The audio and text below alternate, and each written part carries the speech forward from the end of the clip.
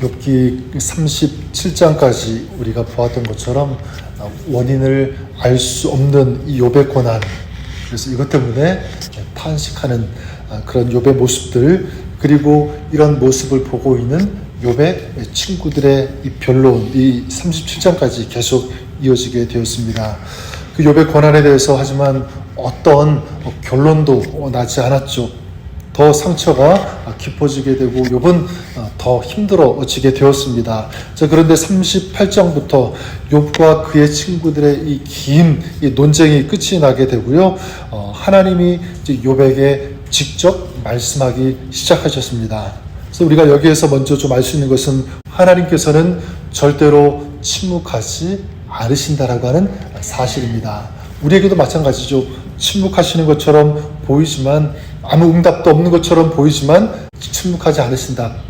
우리에게 반드시 말씀하신다라는 사실 우리가 알았으면 좋겠습니다. 또한 우리가 여기서 중요하게 보아야 될 것은 무엇이냐면, 그렇기 때문에 우리의 인생 가운데 누구의 개입이 절대적으로 필요하냐면 하나님의 개입이 필요하다는 사실입니다. 그럴 때 이제 욥이 지금까지 긴 시간 동안 풀리지 않았던 그런 이해가 되지 않는 그런 마음의 어려움들이 이제 풀리기 시작합니다. 이해가 되기 시작한다는 사실입니다. 마찬가지 우리의 인생 풀리지 않는 그런 문제와 숙제와 어려움들이 있을 때 우리 주님께서 개입하시고 또 주님께서 만져주시면 거기에서 풀리지 않던 실마리가 풀어지는 것처럼 우리 인생의 어려운 그런 모든 것들이 이해가 되기 시작하고 풀려지는 역사가 그때 하나님께서 함께 하실 때, 개입하실 때 있게 될 줄 믿습니다. 오늘 말씀, 이제 왜 나에게 이런 고난을 허락하셨느냐고 울부짖으면서 질문했던 욥에게 이제 하나님께서 말씀하시는데, 특별히 다른 거 말씀하지 않고요, 창조 세계에서 하나님의 이 작품으로 만들어 놓은 여러 동물들, 하나님의 이 작품들을 하나님께서 소개하기 시작하십니다. 욥이 이 닥친 이것을 직접적으로 말씀하시면 더 좋을 텐데 이런 질문을 던질 수가 있지만 이게 하나님의 방법인 것 같아요. 직접 말씀하지 않고 내가 이 세상을 어떻게 지었는지, 어떻게 다스리고 있는지 이런 것들을 얘기하시면서 욥이 수용할 수 있도록, 이해할 수 있도록 하나님이 이제 그렇게 역사하시고 말씀하기 시작하십니다. 그래서 오늘 말씀해 보면 13절부터 18절까지의 뭐에 대해서 먼저 말씀하시냐면 이 타조에 대해서 말씀하시는 것을 볼 수가 있습니다. 타조 13절부터 15절까지만 보면 이렇게 말씀하시죠. 타조는 즐거이 날개를 치나 학의 깃털과 날개에 갖겠느냐. 그것이 알을 땅에 버려두어 흙에서 더워지게 하고 발에 깨어질 것이나 들짐승에게 밟힐 것을 생각지 아니하고, 이렇게 말씀하고 있는데, 우리가 잘 아는 것처럼 이 타조는 새처럼 날지는 못하지만 달려갈 때 어떻게 합니까? 엄청 굉장히 빠르죠. 그래서 말탄 자를 우습게 여길 만큼 이렇게 말씀하고 있는데 그만큼 굉장히 빠르다. 그리고 19절부터 25절까지 거기에 보면 달진 않았지만 말에 대해서 말씀하시는데, 특별히 19절 20절에 보면 말의 힘을 내가 주었느냐, 그 목에 흩날리는 갈기를 내가 입혔느냐, 내가 그곳으로 메뚜기처럼 뛰게 하였느냐, 그 위험스러운 콧소리가 두려우니라. 말의 이 힘, 목줄에 흩날리는 그 갈기, 그리고 위험스러운 그 콧소리, 그리고 특별히 이 전쟁을 겁내지 않고 칼을 두려워하지 않고 무서워하지 않고 나팔 소리가 날 때마다 울면서 힘차게 달려가며 이 싸움 냄새를 맡고, 그리고 이 지휘관들의 호령과 그 명령을 듣는 이 말의 모습 굉장히 독특하죠. 이것 또한 누가 지으셨는가? 하나님께서 지으셨다라고 말씀하고 있습니다. 26절에 매가 떠올라서 날개를 펴서 남쪽으로 향하는 것이 어찌 내 지혜로 말미암으느냐. 이 매에 대해서 말씀합니다. 매는 상승 기류를 감지해서 높이 비상하고 이동하는 특별한 능력이 이 매에게 있다고 하죠. 그래서 이 새 중에 왕답게 낭떠러지와 같은 높은 곳에 거기에 이제 집을 짓게 되고요. 그리고 또한 높은 곳에서 또 먼 곳에서도 먹이를 알아보고 쏜살같이 하강하여서 먹이를 낚아채는 그런 특별한 능력이 이 배에게 있습니다. 다 무엇이냐면 바로 하나님이 이 모든 것을 디자인하셨다라는 것이죠. 하나님께서 프로그래머가 되어주셔서 하나님의 지혜로우신 하나님의 계획에 따라 이 모든 것들이 지어졌다. 그리고 하나님의 그 계획하심 가운데 그들이 움직인다라는 것을 우리가 알 수가 있습니다. 저는 이렇게 하나님께서 지으신 이 동물들에 대해서 말씀하시는 이 하나님의 이 말씀, 이 하나님의 설명을 보면서 저는 우리가 두 가지를 적용해 보았으면 좋겠습니다. 그 중에 한 가지는 뭐냐면 나를 사랑하지 말아야 된다라는 사실입니다. 내가 가지고 있는 특별한 재능, 실력, 어떤 특별함 많이 있겠죠. 물론 내가 노력해서 갈고 닦은 것일 수도 있습니다. 내가 열심히 해서 얻은 것일 수도 있지만 근본적으로 누가 주셨는가? 하나님께서 우리에게, 여러분들에게 주신 것을 믿었으면 좋겠습니다. 하나님이 재능과 실력을 담을 특별한 것을 나에게 주시지 않았다면 여러분 결코 우리는 지금 내가 가지고 있는 것, 실력, 이 모든 것 우리는 담을 수 없을 것입니다. 그렇기 때문에 우리는 자신을 내세울 수 없다. 자랑할 수 없다는 것을 우리가 먼저 알았으면 좋겠고요. 그 다음 그러면 어떻게 해야 될까라고 할 때 두 번째는 이것입니다. 나를 나 되게 하신 하나님께 감사해야 된다. 그리고 감사함으로 주님을 찬양할 수 있어야 된다.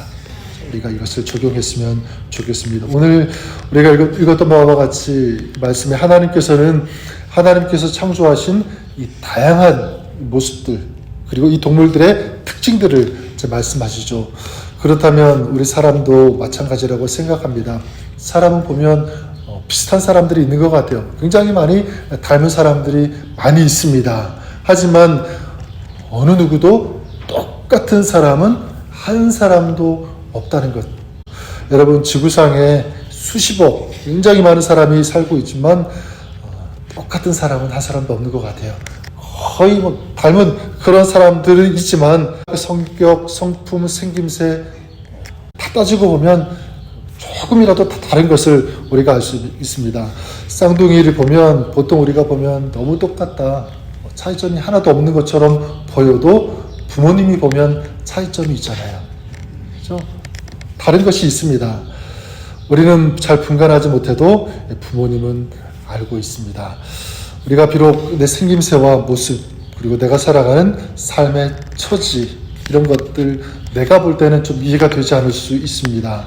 그리고 양이 차지도 않고 또 어떤 경우에는 원망스러울 수도 있습니다. 하지만 우리가 믿어야 될 것은 뭐냐면 나를 가장 잘 아시는 하나님께서 나를 디자인하셨다. 나를 만드셨다는 사실을 우리가 꼭 기억했으면 좋겠습니다. 그래서 나의 나됨을 인정하면서 오늘 내가 있게 하신 그 하나님의 그네, 그 인도하심을 우리가 생각하면서 감사할 수 있는 저 여러분 우리가 되었으면 좋겠습니다. 또한 이 세상에 나 같은 사람은 없다.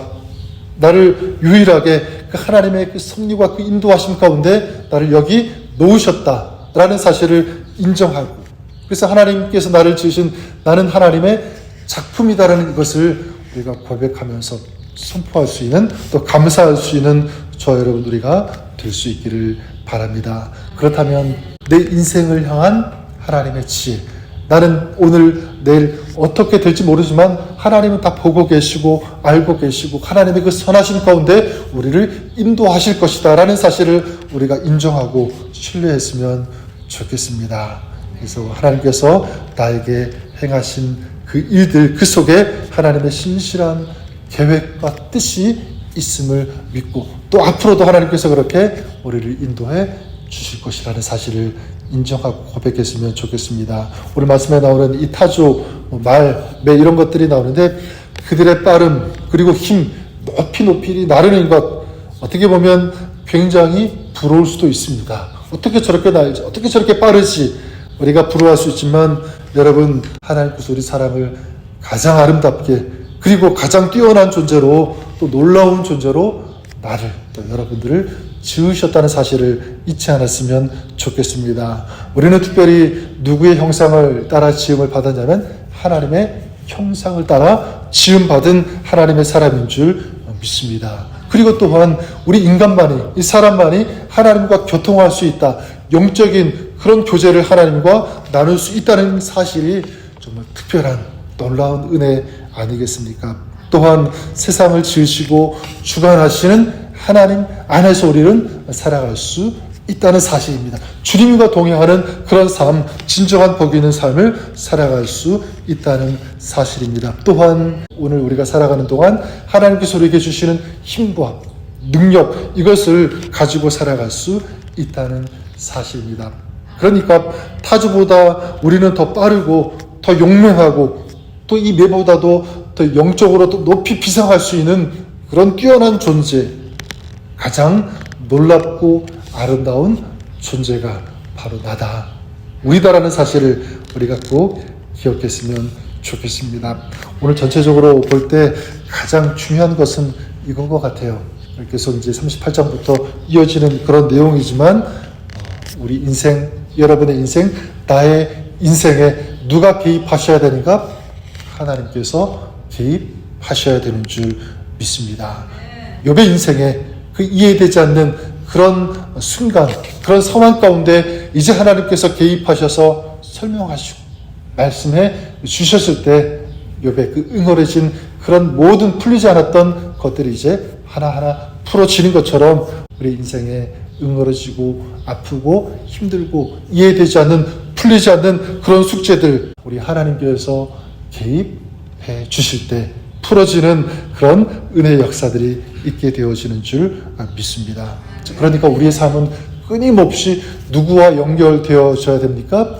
주님과, 우리 하나님과 연결되어지는 그런 삶이 되었으면 좋겠습니다. 특별히 오늘 말씀처럼 나를 자랑하지 않고 나를 나 되게 하신 하나님을 찬양하고 감사할 수 있는 여러분 삶이 될 수 있기를 주님의 이름으로 간절히 축원합니다. 특별히 좀 내가 생각할 때는 인생이 좀 원망스럽고 불평이 나오는, 또 불공평하다고 생각되어지는, 이건 너무 못마땅합니다, 그런 일들 있을 수도 있겠죠. 하지만 거기에도 하나님의 뜻이 있다. 하나님께서 나를 가장 아름답게 디자인하셨고 만드셨다. 하나님께서 나를 전적으로 오늘도 내 삶을 이끌어 가실 것이다. 나는 하나님 안에서 정말 아름다운, 가장 위대한 놀라운 그런 존재다. 하나님의 이 사랑과 은혜를 받는 그런 존재. 내가 하나님 앞에 나아가기만 하면 오늘도 자비의 하나님, 은혜의 하나님께서 나와 함께 하시고 나와 동행하신다. 이 사실을 우리가 알고 하나님을 신뢰하면서 찬양하면서 또 우리 인생을 하나님 앞에 의탁하며 맡기며 주님과 동행하는 오늘 우리의 삶이 되었으면 좋겠습니다. 오늘도 그 주님과 함께 동행하는 복된 여러분의 삶이 될 수 있기를 우리 주님의 이름으로 간절히 축원합니다.